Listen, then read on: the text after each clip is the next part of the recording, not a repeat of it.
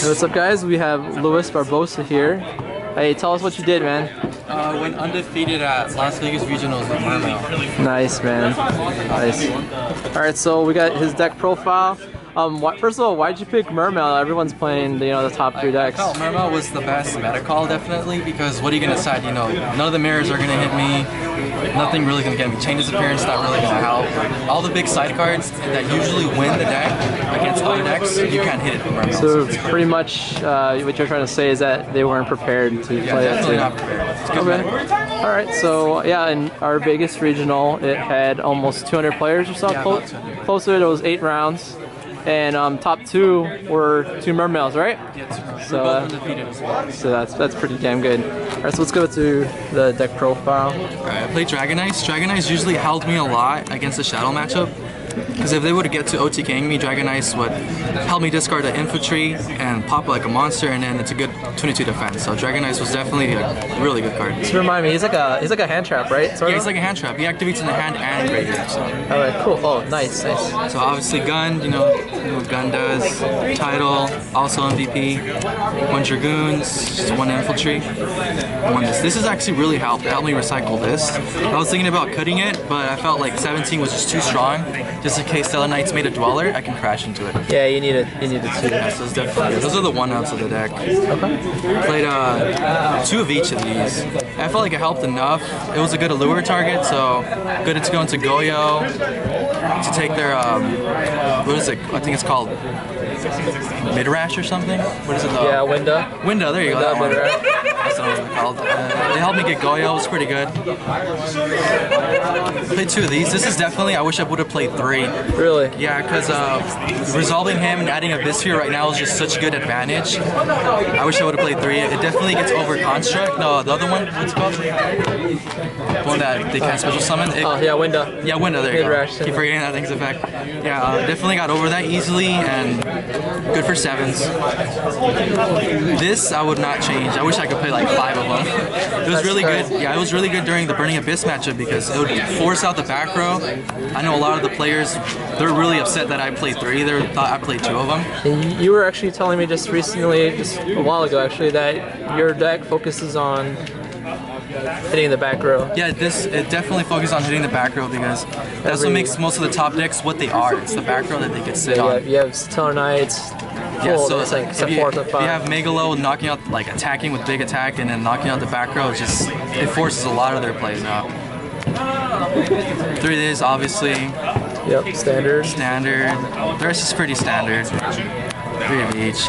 Like I used to basically sat on this a lot of the regional because they couldn't get over it. Really? Yeah, it was really good. They comboed off very well with Marksman. So that's all your monsters? That's basically all the monsters. Yeah. No OSHA. No, OSHA, I think that's definitely too slow. They breakthrough skill it, I'm in a really bad position. Right. 1 Darkness and 1 Gold Sark. Gold Sark was for the title. The title often searched out the Dragon Ice or searched out my 1 Soul Charge, which was pretty good. 1 Book of Moon to turn off Winda. Soul Charge, obviously really good power play. Those are the 1-ups. 2 Salvage.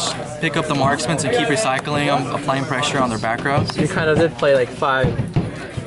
Yeah, it's basically I played like the 5 Marksman. Marksman was just too good. Every time I opened it, I knew it was going to be a really good game. 3M Esteem. Yeah, because Vanity does cripple this deck a lot, so if they try to do that, I have this to protect myself. It acts like a marksman as well to push pressure in the back row. That's basically the point of the whole deck, was to apply pressure to the back row. I was like, I don't know. So that 1 Wing Blast, I think it's too good right now to not play, and Salvage gave me fuel for it, so I really didn't nag off it. Would you want to play more than 1? Consider it? The Mermail deck I went against played 3, and I really don't see the logic in that really. I felt like 1's enough. It helped. 1 was enough. 1 Compulse, good enough for the Shadow matchup. 2 Breakthrough Skill. I think Breakthrough Skill is really good right now because if you negate the Deneb, and this helped me turn off Dweller a lot. So this helped me go for game often. It's really good. And 3 Sphere, obviously. Okay, so first of all, with this main deck, you talked about how you easily beat Burning Abyss and Stellar Knights, but what about Shadal? Like, how's the matchup? That's definitely the easiest matchup. It's the easiest matchup because they don't don't have that much back row? Yeah, because the only card that they have going for themselves is the Winda. And if Megalo can get over it, it's not even a problem. That was definitely one of the easiest matchups. I had no problem with that. So how many of the top tier decks did you play in the 8 rounds? I played 2 Burning Abyss, 1 Shadow, and 1 Stellar Knight, and I 2-0'd all of them.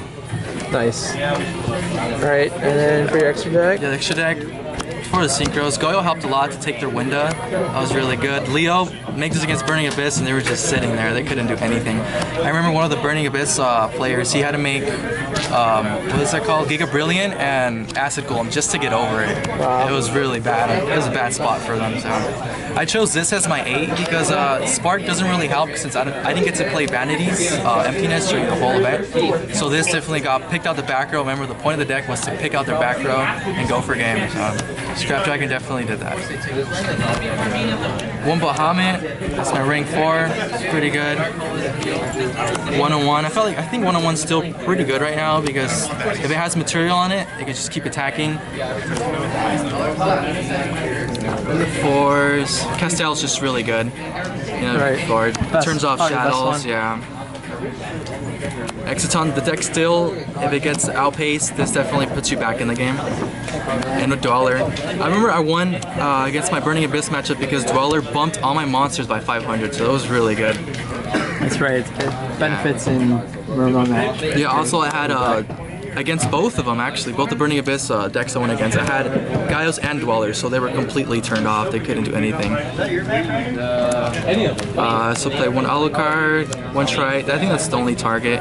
And this is MVP too, this got me so much games. What is it? Yeah, the Shark Knight, the one that attacks directly. Right. It's just absolutely great, it was really fun. I'm happy I played that instead of anything else. Yeah, you can make that easier. Yeah, the 1 Dragosack, 1 big guy, obviously. What about the other rank 3 Mecha Clip Engineers? Not worth it? It's not worth it at all. I mean, Burning Abyss will just Wing Blast it. It wasn't really, I just didn't think it would be that great. That's the entire extra. Play 1 of each Fiend. You use these? Yeah, I definitely use these. I definitely wish I would have had 2 of these because that definitely would have got me game 1 against in finals instead of him because he just summoned Undyne and popped it off and it was really sad, but I wish I would have had this. He would have definitely been in a rough spot. I also won Allied Justice. Like, I was thinking if it was either 2 of these or 2 of these, and I think this was a safer option because they could definitely wiretap this, but they can't wiretap this. And this one does what again? That one banishes 2 light monsters from their graveyard, so it banishes the Denebs or something. Right, right. And you know, actually, a lot of people were talking about how this is like an MVP card pulling the rug. So how did it work out for you? This actually helped out against the other matchups. I went against a +1 Fire Fist deck, so that turned anything off there. That turned Spellbooks off too. They couldn't do much against that. They didn't really use it against the Tellers. This was the one that definitely helped more. 2 Maxis for the Burning Abyss matchup. I'm not sure if this was a good side. Again, I made the deck on the way to the regionals, the sideboard, so I sided 1 against it. I drew a card, but it wasn't really that great. I definitely wish I would have had more of these Majesty's Fiend, but you know, oh well. 1 Stygian Turge and Skill Drain. Like I said, Stellar Knights is definitely my worst matchup, so anything I could do to get the upper hand definitely would help. This would go against a lot of the rogue decks too, so if I did go against Sylvans or something, you know, like that Mythic Rulers, that would turn them off, that would slow them down for a while. 2 Shadow Mirrors, obviously for Stellar Knights. Light Imprisoning, then Shadow Mirrors. Right. This was really good against Burning Abyss. Just won me all the games against them. You can play all of those because you're not playing one of the metal. Yeah, the only awesome. Dark I have is Genex Controller, so it wasn't really an issue. Also, MVP was Trapstun. Trapstun was just great. Yeah, you gotta play 3. Yeah, since I didn't play Vanities, this definitely turned off their Vanities. And if I made an established board, it stopped them for special summoning because it stayed on the board. It stays on the board. Yep. So it's really good. I love it. So yeah, congratulations on getting your invite. Thank you. Any shout-outs? Shout-outs to definitely Vincent. He helped me a lot with the sideboard before the event, so that was really helpful. It sucks that he didn't get to top 8 with me, but that happens. And I also have a Yu-Gi-Oh channel, so check that out too. So hopefully Mike Balan puts the link down the bottom. All right, let's get this easy.